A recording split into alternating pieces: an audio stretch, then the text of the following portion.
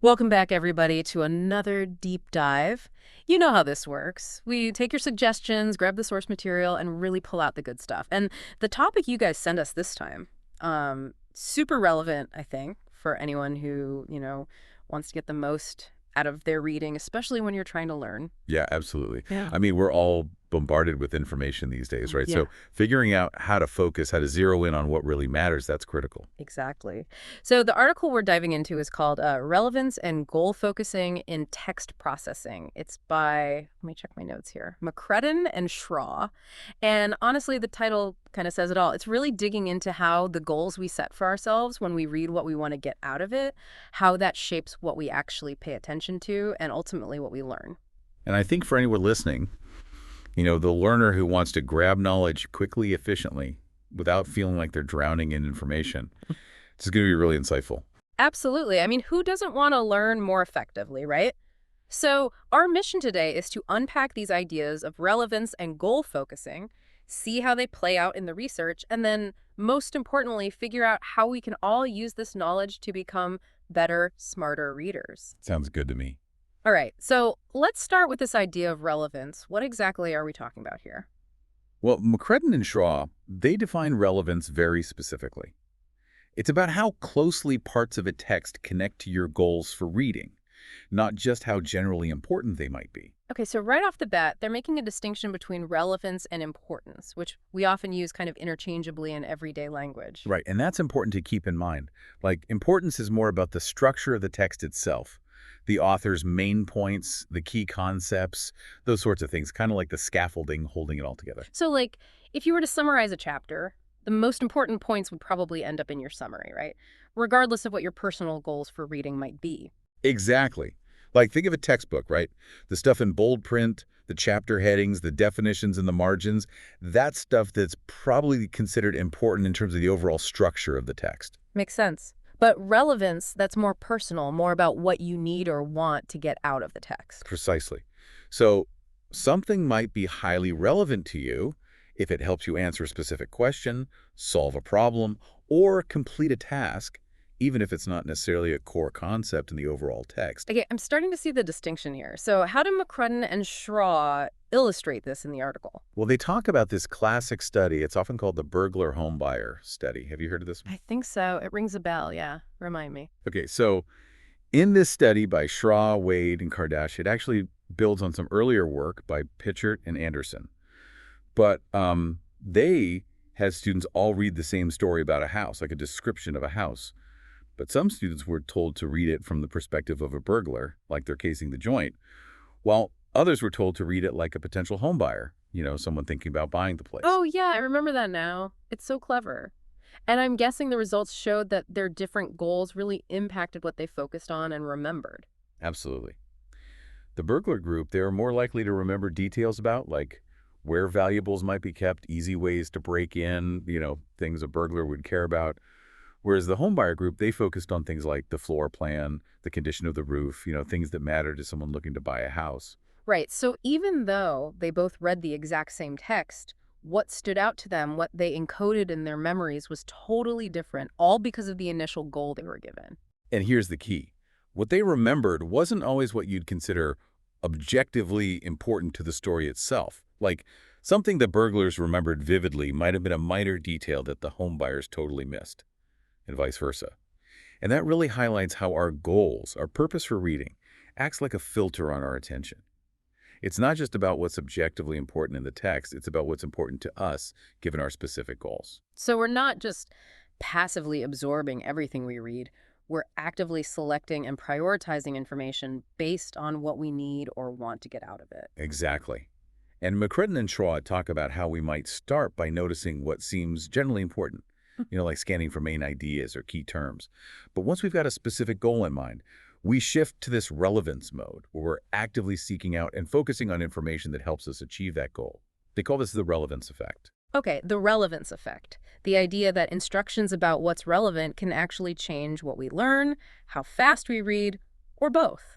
It's almost like our brains have a built-in spotlight that shines brighter on the information that's connected to our goals and kind of dims the rest. So for our listeners, thinking about your own reading, anytime you notice yourself really zeroing in on a specific part of a text because you know it's important for what you're trying to do, that's the relevance effect in action. Exactly. And to really understand this, McCrudden and Schraw, they created a system for categorizing these different types of relevance instructions. They break it down into two main groups, specific and general. Okay, specific versus general relevance instructions. Let's start with the specific ones. What falls under that category? So specific relevance instructions, they're all about directing you to very specific details or pieces of information. And they highlight two main types: targeted segment instructions and elaborative interrogation instructions. Okay, two very different sounding names. Let's unpack those. Sure. So first up, targeted segment instructions. These are basically like your what questions or objectives. You know, those questions you sometimes see before a chapter in a textbook, like what year did World War II end? Or name the main characters in this novel. Right, those are really common in educational settings. They basically force you to hunt for specific answers in the text. Exactly. And there's a good amount of research showing that this approach actually works. For example, there's a study by Rothkopf and Billington. And what they did was they had students memorize questions before reading a passage.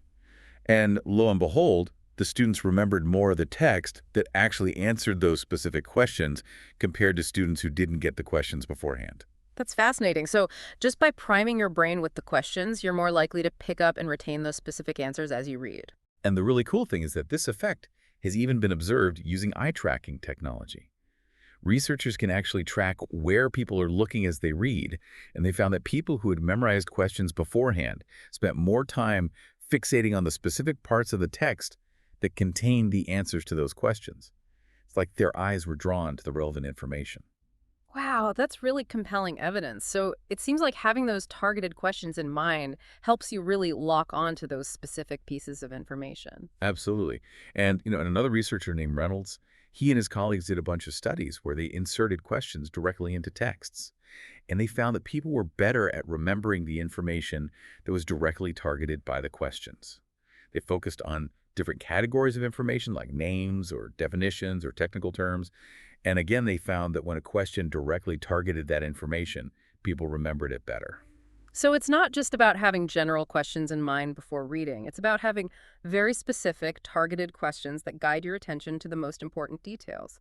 Right. So, a very practical takeaway from this is when you're reading a textbook chapter, for instance, try turning those learning objectives at the beginning of the chapter into questions you actively try to answer as you read. It's like creating your own targeted segment instructions. That's a really good tip. Now, you mentioned earlier that McCrudden and colleagues did some research on this too. What did they find? Yeah, so their research added a really interesting twist.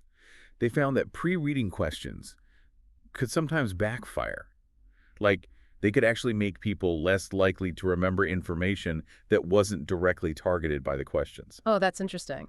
So by really hyper-focusing on answering those specific questions, you might miss out on other important information that you might have otherwise remembered. It's like that spotlight we talked about. By shining it too narrowly, you might miss things in the periphery. Precisely. So it's a bit of a trade-off. And it's also important to remember that not everyone benefits equally from these targeted questions. Some research suggests that people with stronger reading skills, they're better at using these questions to focus their attention, which makes sense. But for younger readers or people who are still developing their reading abilities, dealing with those extra questions on top of just trying to understand the text, it can actually be counterproductive. It's just too much cognitive load, as the researchers call it. Right. It's like adding an extra layer of complexity that might overwhelm some readers.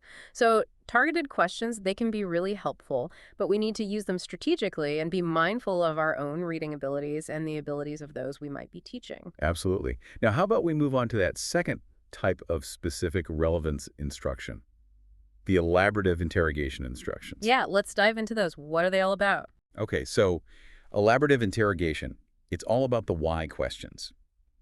These instructions, they push you to explain why something is true. And often, that involves making connections to your existing knowledge. The classic example they give is, why do palm trees grow in Florida but not in Nebraska? To answer that, you have to think about climate, geography, you bring in your background knowledge. So it's not just about finding a fact in the text, it's about actively thinking about that fact and trying to understand it more deeply by relating it to what you already know. Exactly. And there's a good amount of research showing that this why questioning approach is really effective for learning. It's like by forcing yourself to make those connections, you're strengthening the memory trace for that information. Studies have shown that asking why questions can improve memory, not just for specific facts, but even for the main ideas of a text. It really forces you to engage more deeply with the material. That makes a lot of sense. But I imagine it's not as simple as just asking why about everything you read. Are there any caveats or things to keep in mind? Yeah, for sure. So one thing to keep in mind is that, as with most learning strategies, the effectiveness of elaborative interrogation can depend on a few factors. For instance, how much you already know about the topic plays a role. If you're reading about something that's completely unfamiliar, it's harder to come up with those why explanations and make those connections to prior knowledge. And, some research suggests that the length of the text can also matter. Like if it's a really long and complex text, it might be harder to successfully use this technique. That makes sense. You're basically adding another layer of processing on top of just trying to comprehend the basic information. So if the text is already really demanding, it might be too much. Right. But overall, the research on elaborative interrogation is pretty positive. It suggests that when used appropriately, it can be a really powerful tool for boosting comprehension and memory.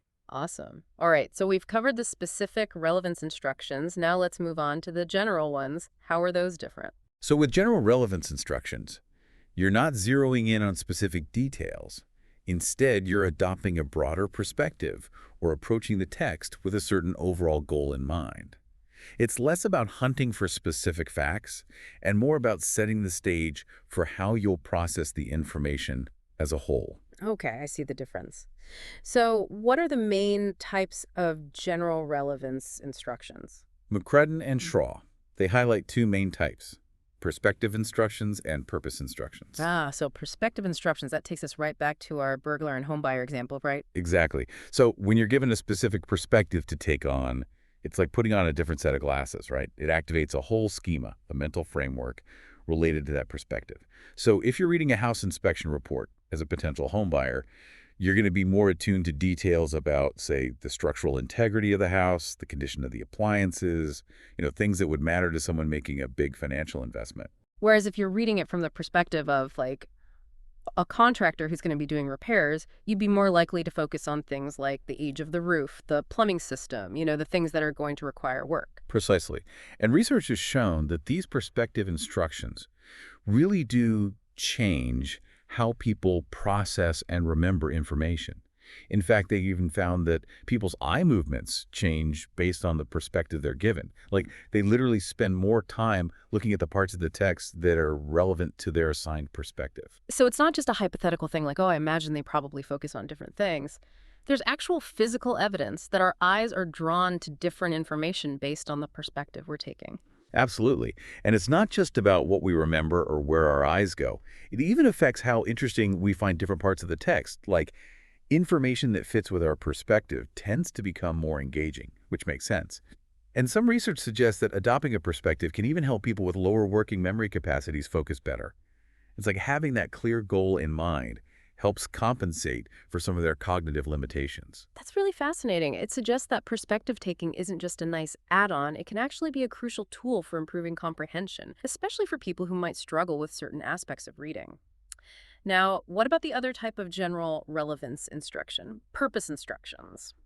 How does, say, reading something for a test compare to reading it just for fun in terms of how we focus? Yeah, so purpose instructions, they're all about adjusting your reading strategies based on what you need to do with the information. Like, are you reading to study for an exam, to write a paper, to get a general overview of a topic, or just to relax and enjoy a good story? Each of those purposes requires a different approach. Right. And intuitively, we all kind of know that, right? Like if you're reading for a test, you're going to be much more focused and attentive than if you're just browsing a magazine.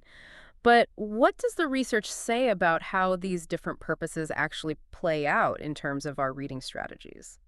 So there have been some interesting studies where they've had people think aloud while they're reading, basically describing what's going on in their heads as they go. Hmm. And what they found is that when people are reading with a steady purpose in mind, they tend to be more active readers. They're more likely to reread sections, stop to check their understanding, make connections between different parts of the text, summarize what they've read, that sort of thing. They're more engaged with the material overall. So it's not just about reading more carefully, it's about employing different mental strategies to really process the information deeply. Exactly. And this makes sense, right? Like, if you know you need to be able to explain something later on, you're going to approach the text differently than if you're just reading for your own entertainment. Absolutely.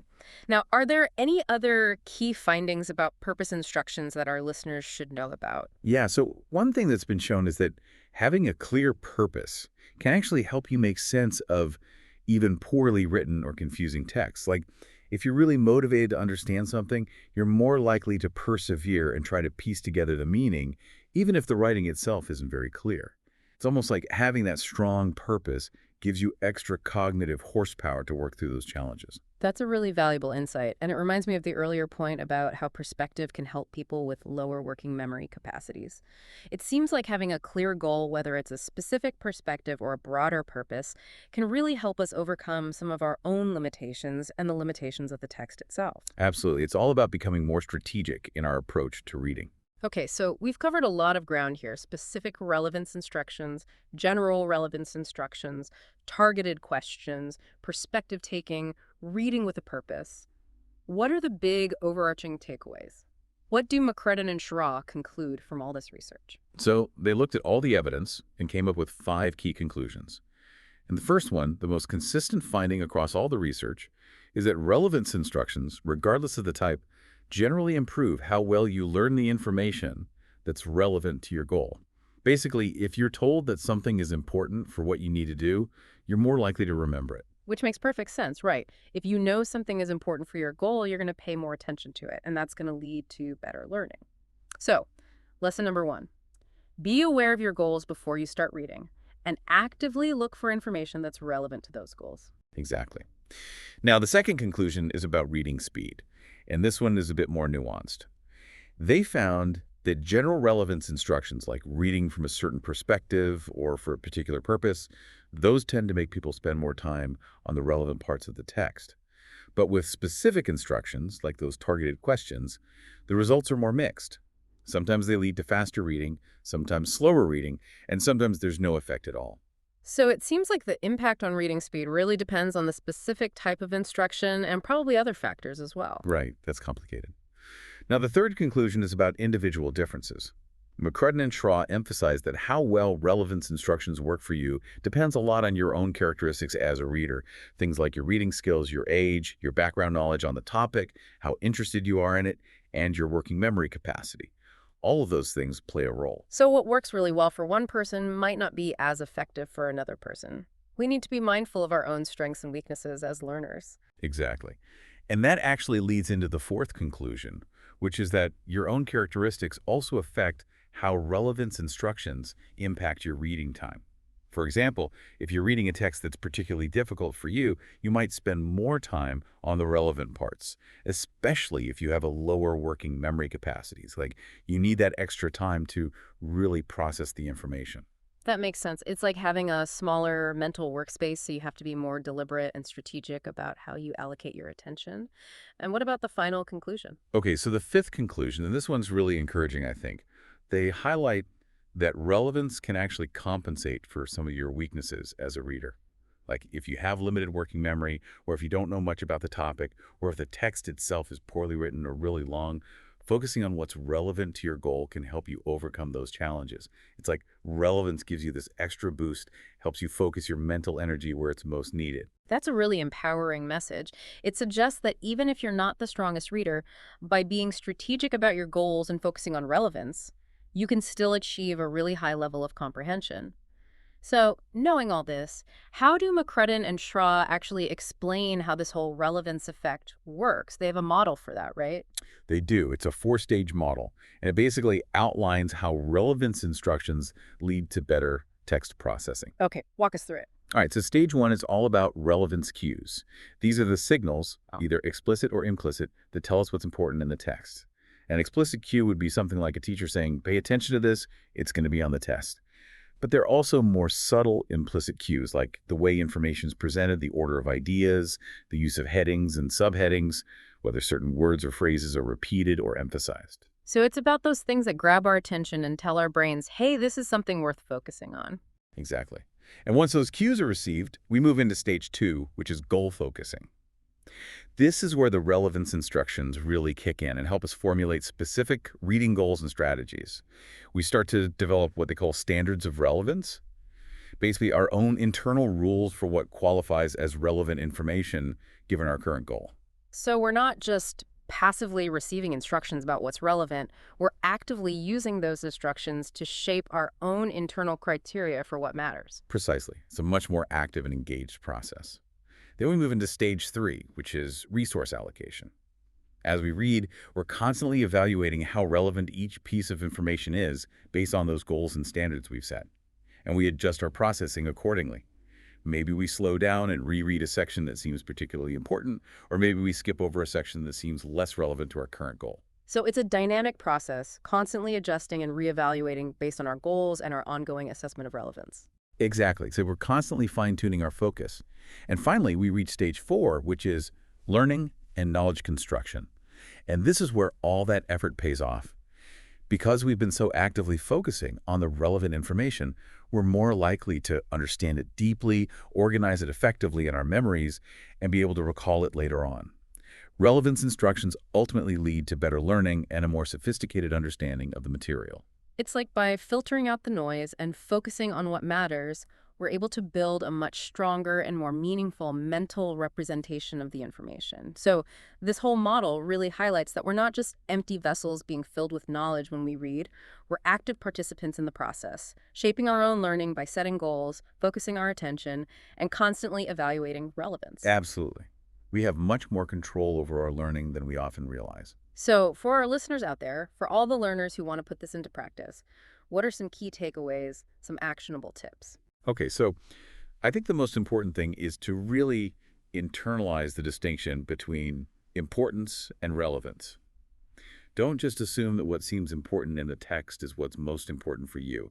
Take a moment before you start reading to think about your goals. Why are you reading this? What do you hope to get out of it? And then as you read, actively look for the information that connects to those goals. So step one is really about being conscious of your own goals and using those goals to guide your attention. Exactly. And then think back to all those different types of relevance instructions we talked about. They can be really helpful for putting this into practice. Like when you're studying for a test, turn those learning objectives into specific questions you try to answer as you read. That's targeted segment instruction in action. Or when you encounter a new concept or a fact that you want to remember, make yourself ask why it's true and try to relate it to something you already know. That's elaborative interrogation. I love those practical tips. And for general relevance instructions, maybe try adopting a specific perspective as you read. If you're reading a historical account, imagine yourself as someone living through those events. Or if you're reading a scientific paper, imagine yourself as a researcher trying to replicate the experiment. And always be clear about your purpose for reading. Are you trying to get a broad overview, to critically analyze the arguments, to prepare for a discussion? Having that clear purpose in mind will help you choose the right strategies. Exactly. It's all about being more deliberate and intentional in our approach to reading. And I think the really encouraging message here is that by understanding and actively using the principles of relevance and goal focusing, we can all become more effective learners. It's not about some innate ability or intelligence, it's about using the right strategies. Absolutely.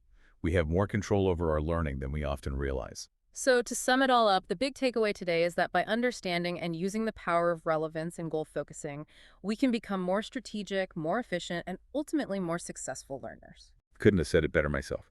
And, you know, it makes you think, how consciously do you set those reading goals now? And what small tweaks could you make to incorporate these ideas of relevance and really take your learning to the next level? It's definitely something to think about. We encourage all of you to keep exploring these ideas, to delve deeper into the research on effective learning, and to keep experimenting with different strategies to find what works best for you. Absolutely. Learning is a lifelong journey, right? That's right. And we're all in this together. Thanks for joining us for another deep dive. We'll see you next time.